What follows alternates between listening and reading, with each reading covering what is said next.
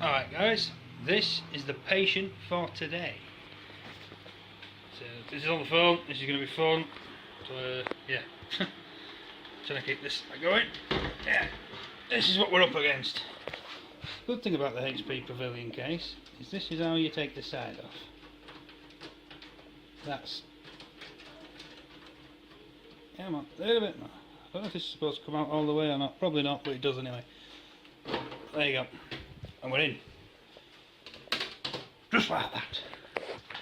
Ta-da! Right then, after the testing this morning, the processor got up to 80 degrees. And the MSI twin throws wasn't far behind. But the airflow in this case, I think is pretty much knackered. Because the PSU has these vents just behind it, you can just about see them. So I'm pretty sure that's drawing straight in there and out there. Now that's going to keep the PSU cool, but it's not really creating any sort of airflow anywhere else. And there's this big one down here that sucks, obviously the MSI is pretty much cutting off anything going up above. So yeah, just get back a bit so you can see more. Yeah, I don't think it's really sucking much. There is one of these mesh hole things at the other side of the hard drives. There's this one at the front here, and you can feel it dragging air through this and that. Look at the state of the twin throws. Oh, Enzo will not be happy. Yeah, we also have the washing machine with us today, and the short person keeps appearing at the gate. She's not there at the minute. But the plan is, cut a hole in the side panel here, fit a new fan. Put in some kind of block here, that I've got those two for, to possibly chop up and duct tape. It may work. It may work rather well actually. But yeah, create some sort of barricade like that. So the new fan puts cold air straight into the processor. Can't get sucked straight out without going round, so that's going to drag the heat from the back and down from the MSI. Putting the fan in there as well is going to blow it out the front, which is going to put a little bit of chill around the hard drives. Obviously the RAM, that's going to get chilled. That's going to have to get moved. Let's see if I can drag that over here somewhere. And hopefully it's also going to push the warm air from the MSI higher, up towards the PSU. I'm very tempted to block off or drill more holes for the MSI to get those fans going. I'm also tempted to take out these guys over here. Ooh. Oh, that's not good, is it? Having that in the way. Yeah, these two back panels there. Just let that MSI get some more sucking power. The 650 tie. So we shall see. I will return when we have a little bit more project. The man with the beard is going in. Alright guys, little progress update. We have the divider plate. Done quite a bit of tidying up in here. I see all the wires are over there now. So she's laid down as well. We are in serious surgery time. We're just about to put holes in the bottom to mount that. But yeah, we've got that yellow wire over there. There's a lot more space above the MSI. I took out both of them. We'll see how that develops. I prefer a fan on it. But on about fans, the delivery has arrived. It's a Fury HyperX, a splitter and an extension, because I've only got one fan socket. That's that little red thing just there. And then, that is a very big fan. That's a lot bigger than what I thought it was. But it's definitely going to do the job. Because that is going to pump some serious air into this machine and blow it out left, right and centre. So hopefully this is going to drop the temperature of the CPU quite a lot. But we shall see. Right. You see the drill's ready. I'm going to put some holes in it.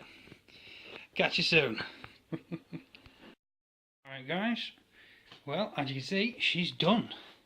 The fan mounted on the side panel. Nice long lead. Back down into there to the splitter. Pair of them work. Nice amount of air coming off. The HyperX memory is in. Ooh, shiny. Hopefully it's going to work fine with the current memory. If not, the current memory is going out. And then the HyperX will hopefully take over and everything will be okay, but we'll see. They're in the right channels. The old stuff's in the blue. I think it's channel 2 and 4. The HyperX is in the black channels. So we shall find out shortly, because we are at the point now where we plug it back together and fire it up. I did do a quick, as you can see there's a plug, I did do a quick fire up to make sure the fans were spinning the right way. Because it wasn't entirely, I knew which way they came off, well, the ones that are in there anyway, but I wasn't sure which way they actually worked. But that one is pushing down to the heatsink, and that one is firing out the machine. That one fires into the machine. We are good.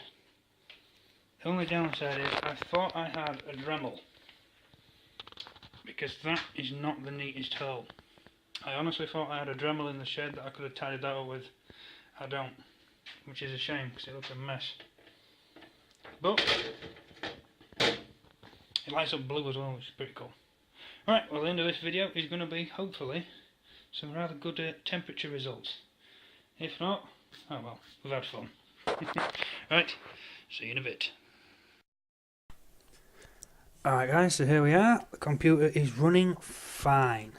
I have had a little bit of an issue with XSplit though. It crashed. Don't know what went wrong there. A couple of my sources went through lally as well. Lost chat, lost the webcam. Not sure if that's related or if that's just XSplit being XSplit. However, now XSplit seems to have calmed down, it is running very smoothly. The extra RAM is a hell of a boost. But anyway, these are the results. I believe on the left is from this morning, on the right is after the modifications. You see up here the motherboards first. All temperatures are now lower. fan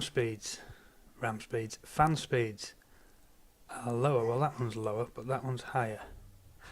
Yeah, not entirely sure what the crack is there. Because as far as this computer is concerned, I only have one fan, unless it's on about the one on the processor. One of them could be the processor fan.